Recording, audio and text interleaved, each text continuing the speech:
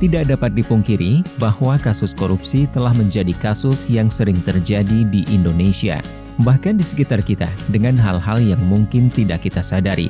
Upaya mencegah dan memberantas korupsi akan lebih efektif apabila seluruh pihak memahami celah-celah potensial praktik korupsi dan menutup celah-celah praktik korupsi sekecil apapun dengan mengedepankan dan menunjukkan integritas.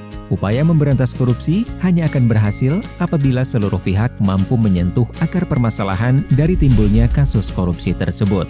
Integritas dapat menjadi kunci, karena integritas berasal dari dalam diri setiap individu dan dapat mempengaruhi perilaku individu tersebut. Survei Penilaian Integritas atau SPI hadir sebagai suatu upaya penilaian integritas dengan menggunakan kombinasi pendekatan persepsi dan pengalaman langsung maupun tidak langsung terhadap suatu institusi.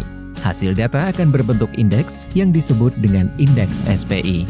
Dalam survei penilaian integritas, terdapat 4 komponen penting yang akan membentuk indeks SPI, yaitu indeks internal, indeks eksternal, indeks expert, dan faktor koreksi atau deduction factor.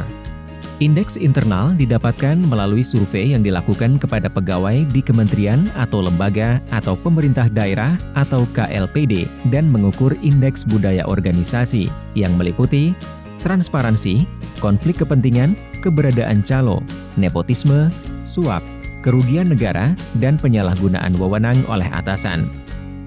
Sistem anti korupsi meliputi keberadaan dan efektivitas sistem anti korupsi. Pengelolaan sumber daya manusia atau SDM yang meliputi promosi, mutasi, dan kebijakan peningkatan kualitas SDM.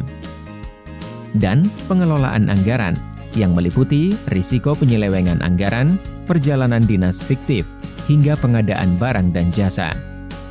Indeks penilaian eksternal dilakukan kepada pengguna layanan atau pemangku kepentingan dengan mengukur indeks transparansi, sistem anti korupsi yang meliputi transparansi dan integritas pelayanan.